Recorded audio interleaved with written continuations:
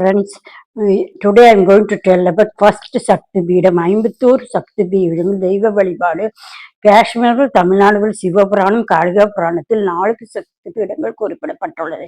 சில சக்தி பீடங்கள் 100 மடங்கு மகிமை வாய்ந்தது. அதோடு இந்த கோயில்களில் புராண இதிகாசங்கள் நம்மளையும் தாங்கி நிற்கிறது. தெய்வ வழிபாடு என்று இந்து மதத்திலும் குஜராத்திலும் முதல் மேற்கு வங்காளம் வரை சைவம் என்பது சிவபெருமான ஒரு மனத்தோடு வழிபாடுவார்கள். வைஷ்ணவம் என்பது திருமாலை ஒரு மனத்தோடு வழிபடுவதால் சக்தி வனங்கள் நிறைய பெருகி வருகிறார்கள். சக்தி பீடங்கள் சிவபெருமான் பைரவ வடிவில் காட்சி தருகிறார். 51 சக்தி பீடங்கள், 18 சக்தி பீடங்கள் தமிழ்நாட்டில் இருக்கிறது. 1 காமாட்சி காஞ்சிபுரம் காமகோடி பீடம், 2 மதுரை மீனாட்சி மந்திரி பீடம், ராமேஸ்வரம் பர்வதரத்தினி சேது பீடம், அகிலாண்ட நாயகி திருவானைக்காவல் ஞான பீடம், அருணபீடம், கமலாம்பாள் திருவாவூர் கமலை பீடம், பகவதி அம்மன் கன்னியாகுமரி குமரி பீடம், மங்களாம்பிகை கும்பகோணத்தில் விஷ்ணு சக்தி பீடம், அபிராமி திருக்கடையூர் வைணவ பீடம், மகாகாளி திருவங்காடு காளி பீடம், பராசக்தி திருக்குற்றாலம் பராசக்தி பீடம், லலிதா ஈசானியமலை புலித்தலை சாயா பீடம், 13 விமலை உலகநாயகி விமலை பீடம், 14 காந்திமதி திருநெல்வேலி காந்தி பீடம், 16 பிரம்ம வித்யா திருவங்காடு பிரணவ பீடம், 16 தர்மவர்ஷவர்ஷினி திருவையாறு தர்ம பீடம், 17 திரிபுர சுந்தரி திருவொற்றியூர் ஈசா பீடம், மகாசிவமர்தினி தேவிப்பட்டினம் வீரசக்தி பீடம். முதல் நம் காமகோடி பீடம் காமாட்சி அம்மனை பற்றி பார்ப்போம். காஞ்சிபுரத்தில் அன்னை இடுப்பு எலும்பு விழுந்த இடம் என்று கூறப்படுகிறது. சக்திகளை காமகோடி பீடத்திற்கு தனி சிறப்பு உள்ளது. காரணம், ஸ்ரீ லலிதா திரிபுர சுந்தரி திகழ்வது அருள்மிகு அன்னை காமாட்சி. மூல விக்கிரகம் ஒன்றில்தான் அன்னை காமாட்சி திருமகளாகவும் திருமகளாம் தன் இரு கண்களை கொண்டு தன்னை நாடி வந்த பக்தர்களுக்கு கலைகளையும் செல்வங்களையும் வாரி வழங்குவதாய் திருத்தலத்தில் இருக்கும் அன்னை காமாட்சி வேத வியாசகரால் பிரதிஷ்டை செய்து உள்ளார். அன்னை காமாட்சி தன்னுடைய நாடி வரும் பக்தர்களுக்கு வேண்டிய வரங்களை வாரி வழங்குவது தன்னுடைய பக்தர்களை குழந்தைகளாக பார்க்கிறார். திருமண வரம், குழந்தை வரம் ஆகியவற்றை இத்தலத்தில் வருகின்ற பக்தர்களுக்கு முக்தி பிரார்த்தனைகளாக கருதப்படுகிறது. அன்னை காமாட்சி திருவடிகளில் நவகிரகங்கள் தஞ்சம் விழுந்து உள்ள காரணத்தால் நவகிரக தோஷங்கள் விலகுகின்றன. உள்ளவர்கள் அன்னை காமாட்சி வணங்குவது தனி சிறப்பாகும். குழந்தை பேர் வேண்டும் என்று நினைப்பவர்கள் சாபத்தை வேண்டி காலம் குழந்தை வரம் எழுந்து நல்கப்படுகிறது. தசரத சக்கரவர்த்தி இத்தலத்தை சுற்றி வணங்கி வந்து ஸ்ரீராம லட்சுமணன் பிறந்தார் என்று கூறப்படுகிறது. காஞ்சிபுரத்தில் உள்ள அனைத்து கோவில்களும் அன்னை காமாட்சி நோக்கி பீடம் அமைந்திருக்கிறது. இந்த ஊரில் தான் இந்த கோவில் திருவிழாக்கள் நடந்தாலும் உற்சவர்கள் தங்கள் கோவில் சுற்றுவது அன்னை காமாட்சியம்மன் கோவில் சுற்றி வருவது வழக்கம். காலங்காலமாக நடைபெற்று கொண்டிருக்கிறது ஒரு பழக்கம். காஞ்சிபுரம் எத்தனையோ கோயில்கள் இருக்கின்றன. அந்த கோயில்களில் அன்னைக்கு என்று தனி சந்நிதி கிடையாது. அனைத்து சிவன் கோயிலும் அன்னை காமாட்சியே சந்நிதியாக திகழ்கிறார். இத்திருத்தலத்தில் அன்னை காமாட்சி மூன்று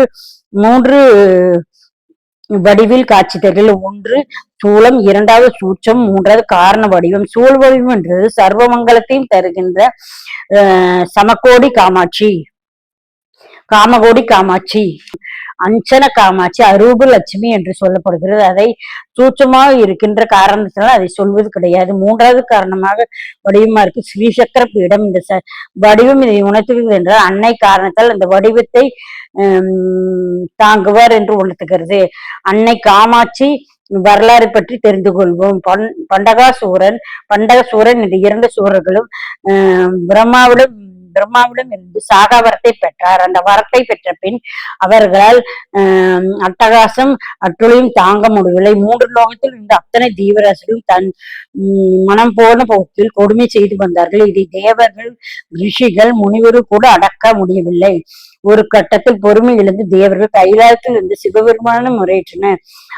அவனை எப்படியாவது அழித்து கொடுமையிலிருந்து எங்களை காப்பாற்ற வேண்டும் என்று, ஜீவராசிகளை காப்பாற்ற வேண்டும் என்று போது சிவபெருமான் சொல்கிற தன்னால் அவர்களை அழிக்க முடியாது. அவர்கள் அந்த மாதிரி வரத்தை பெற்றிருக்கிறார்கள். அவர்களை அழிக்க வேண்டும் என்றால் அன்னை பராசக்தி மட்டும்தான் முடிவாக, நீங்கள் பராசக்தியை தேடி போங்கள் என்று அனுப்பி வைத்தார். அன்னை பராசக்தி அந்த நேரத்தில் கிளியின் வடிவம் கொண்டு காஞ்சிபுரத்தில் உள்ள செண்பக மரத்தில் அமர்ந்து கொண்டு சிவபெருமானை நோக்கி தவம் புரிந்து கொண்டிருக்கிறார். அன்னை பராசக்தி இருக்கின்ற இடத்தை தேடி தேவர்கள் எல்லாரும் வந்தார்கள்.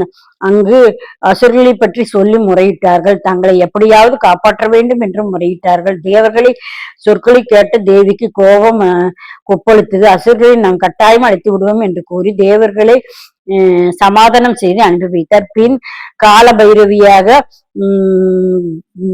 உருவெடுத்து பயங்கரமான ஆயுதங்களுடன், திறமையான ஆயுதங்களுடன் தன்னை பதினாடுகிறாள். அவர்கள் அசுரர்களை தன் நினைத்தபடி அடுத்தது திரும்ப அதே பூவுடன் வந்தான் கோபத்துடன் அன்னை வருகிறார். அந்த ரூபத்தை பார்த்தால் தேவர்கள் 33 தேவர்களும் முனிவர்களும் ரிஷிகளும் பயப்படுத்தி விட்டனர். அவர்களை பயத்தை போக்க அன்னை பராசக்தி பயத்தை போக்க அன்னை பாவாடை சட்டையின் சிறுமியா காட்சி கொடுக்கிறாள். அவள் தான் பால திரிபுர சுந்தரி அப்படின்னு நாம் சொல்கிறோம். பார்த்த ரொம்ப அழகாக இருக்கும். தேவி உக்கிரமாக இருந்த போது அவருடைய உக்கிரத்தை தணிக்கிறதுக்காக அங்கே ஆதிசங்கர் அந்த ஸ்ரீசக்கரத்தை அமைத்தார். அந்த அன்னை உக்கிரத்தை குறிக்கும் மந்திரங்கள், ஸ்லோகங்கள் பதிக்கப்பட்டன. ஆதிசங்கர் அங்கே அன்றாட ஆனந்த சிலகரி பாடினார். இந்த கோவில் முதல் கிரகத்தில் 24 தூண்கள் கொண்ட காயத்ரி மண்டபம் அமைக்கப்பட்டுள்ளது. இந்த 24 தூண்களும் 24 அன்னைகள் சக்கரங்களாக அமைக்கப்பட்டுள்ளது. இங்கேதான் அன்னை காமாட்சி தென்கிழக்கு நோக்கி பத்மாசனத்தில் அமர்ந்து கொண்டு அபய கரங்களோடு அபயவரமின்றி காட்சி கொடுக்கிறாள். எல்லாம் அபாயமுத்திரன் காட்சி தருவாள். ஆனால் அன்னை இங்கே ஆயுதங்களேந்தி இருக்கிறார். அப்படி என்றால் பக்தர்களுக்கு பயப்படுத்துகிற மட்டும் அசுரத்தன்மை படைத்து யாராக இருந்தாலும் அவர்கள் ஆயுத வடிவம் கொண்டு அழிப்பேன் என்று ஆச்சரியத்துடன் காட்சி கொடுக்கிறார். உக்கிரமாக இருக்கும் தெய்வங்கள் வீட்டில் வைத்து வழிபடலாமா, வணங்கலாமா என்று நினைக்கலாம். தேவையற்றால் பயப்பட தேவையில்லை. கொடியவர்கள் அழுக்குத்தான் ஆகையால் நாம் எல்லா குழந்தைகளை போல காத்து ரட்சிப்பாள் அன்னை.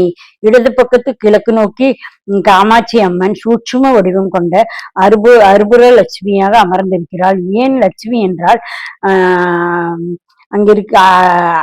இருக்கிறாள் என்றால் அருபலட்சுமி என்ற பெயர் வந்தது. அதற்கு ஒரு வரலாறு. ஒரு முறை தன்னை அழகை கொண்டு கர்வம் கொண்ட லட்சுமி பதியான மகாவிஷ்ணுவிடம் மகாலட்சுமி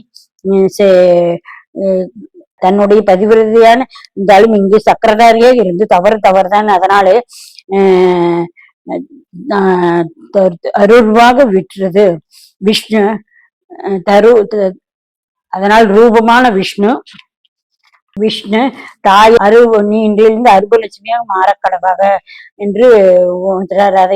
எதை உணர்த்துகிறது என்றால் பராசக்தியே இறைவனாக இருந்தாலும் காமம், ஆணவம், மமதை, கோபம், போட்டி, பொறாமை, கேலி கூடாது என்பதை உணர்த்துகிறது.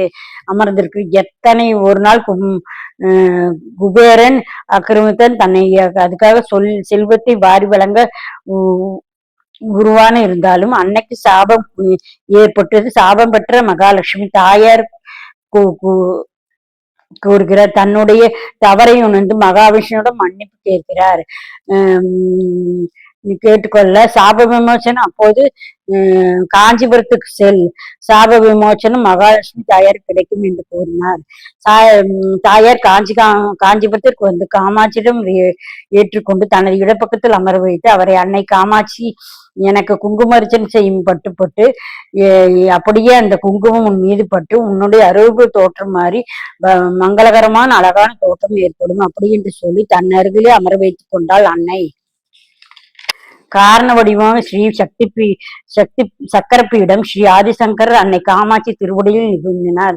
அந்த சக்கரத்திலிருந்து வெளிப்படுகின்ற அதிர்வலைகள் பக்தர்களுடைய துன்பங்களையும் துயரங்களையும் போக்க வண்ணம் இருக்கிறது.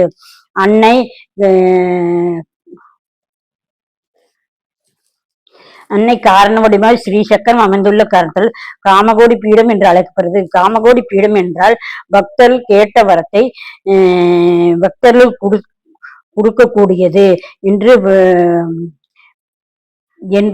பொருள்படுகிறது. இந்த தலத்தை சுற்றி செண்பக மரங்கள் நிறைய இருக்கிற காரணத்தால் செண்பகாரண்யம் என்று பெயர் வந்தது.